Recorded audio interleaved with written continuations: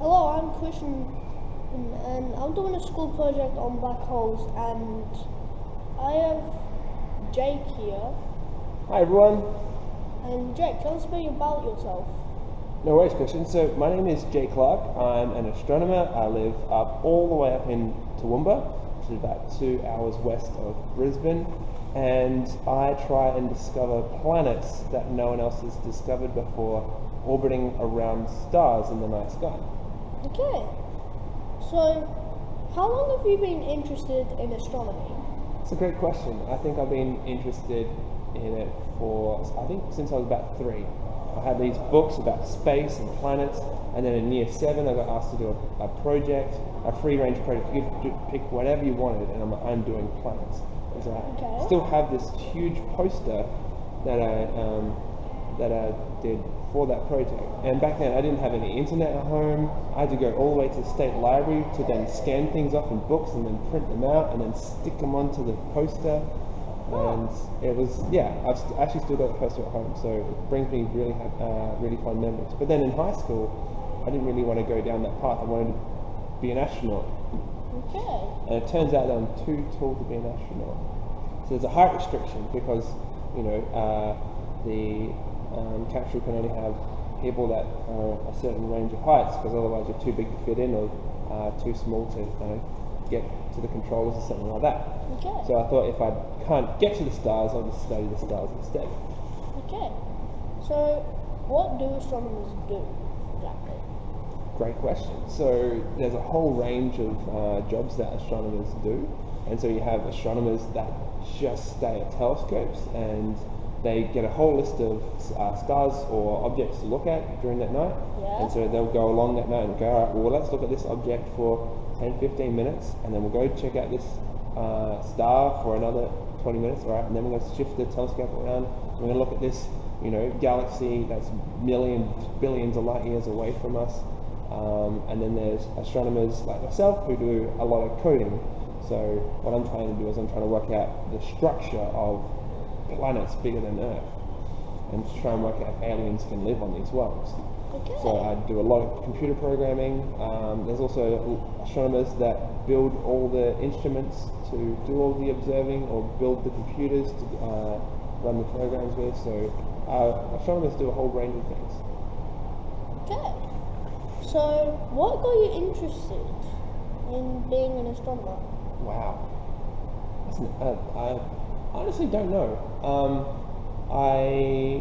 When I was about 3 or 4, I had I Wonder Why books, and so about that then, and it's like, I wonder why the stars twinkle, or I wonder why dinosaurs had big feet, or something along those lines. Okay. And I just saw a space book and thought, oh, this is really, really fun and interesting, and just got hooked through there. And it's, I guess, little events along the way, like seeing Saturn through a telescope for the first time. Have you seen Saturn through a telescope?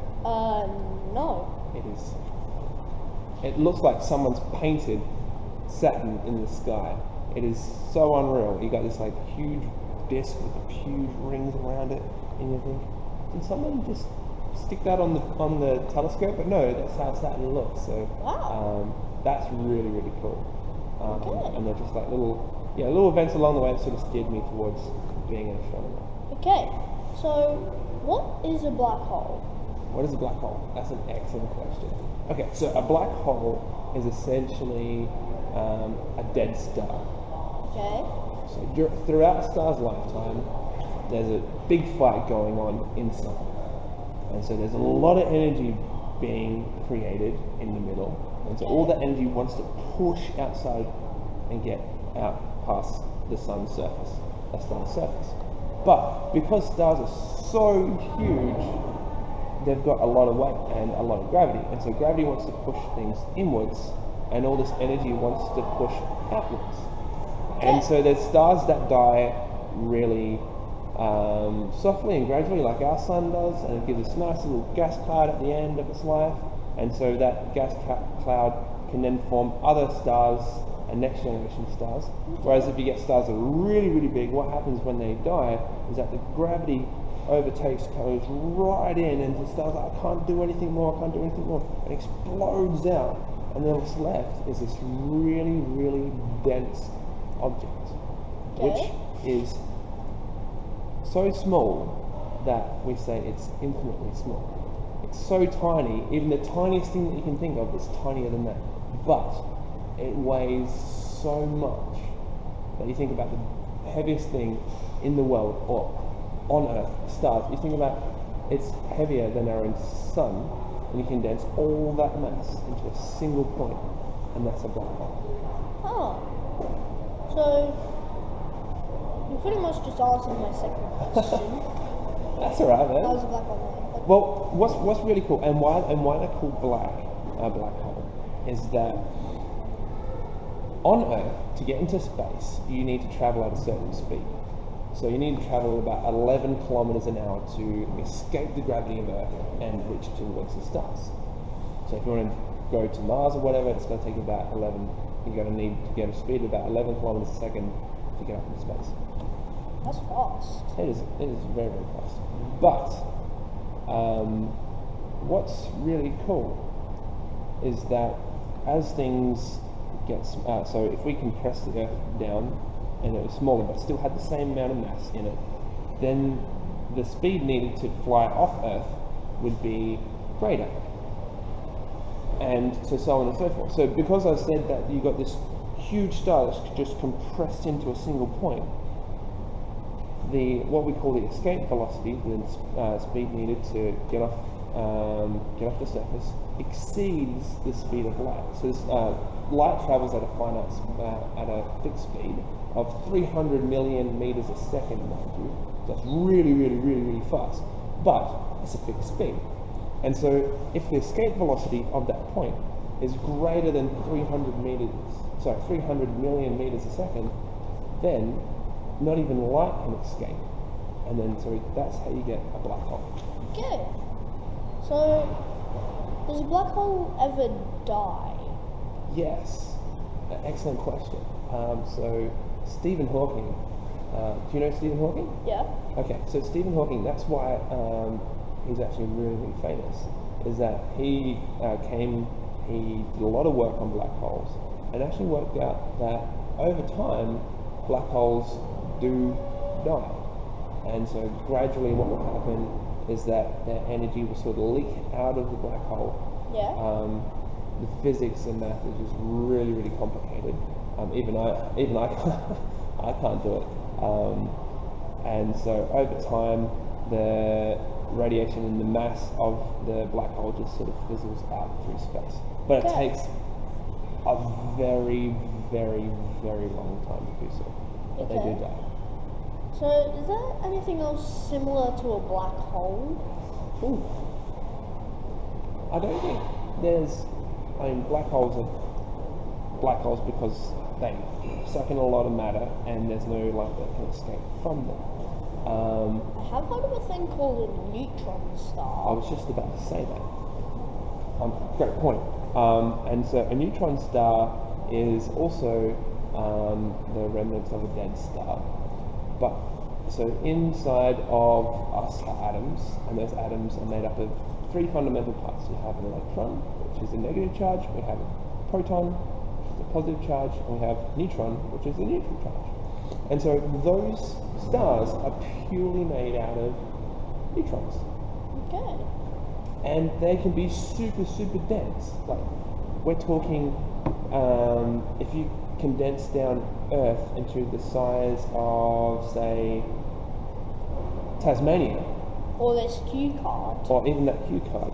That'd be the size of that'd be how dense a neutron star is. And what happens is that astronomers have discovered that most stars are pairs. So there's not just one star like we have in our own solar system, but then there's normally two. And they're dancing around each other. But then sometimes this one might be a little bit bigger and then this one might be a little bit smaller. And so this one dies quicker than this one. And what will happen is it'll explode and then come back together and be a neutron star. And because it'll have more gravity now than this guy here, and then as this guy is dying, stars expand out as they die.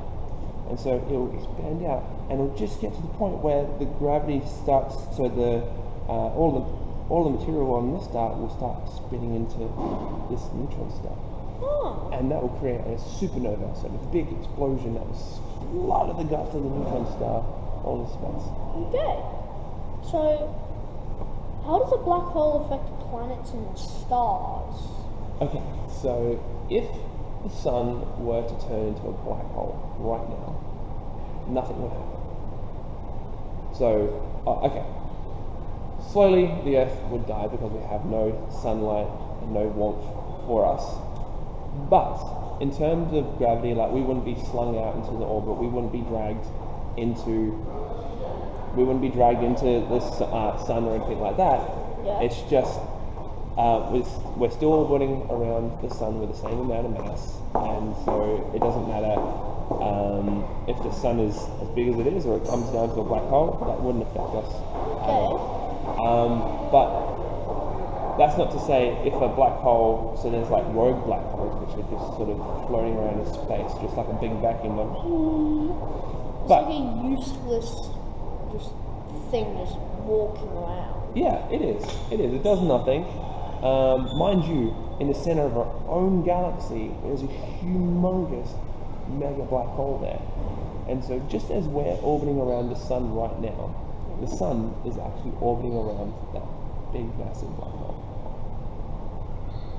Absolutely crazy. And so at the end of this year, we're going to have the first ever images of the center of that black hole, which is hugely exciting. And so there's like radio telescopes all around the world. And so there's some radio telescopes in Australia, in Western Australia. There's some in South Africa, and there's some in South America, and they all join up together to be a humongous radio telescope the size of Earth. And so you can join all the telescopes up together, and what will happen is it becomes the same size as that distance. So what we have is we can then pierce right into the center of our own Milky Way galaxy to try and look at this and study this black hole. Wow. So that's pretty much the end of the interview. No worries. Thanks for having me, Christian. Thank you for your time, and yeah, it was just really fun talking to you. No worries, man. Fist bump.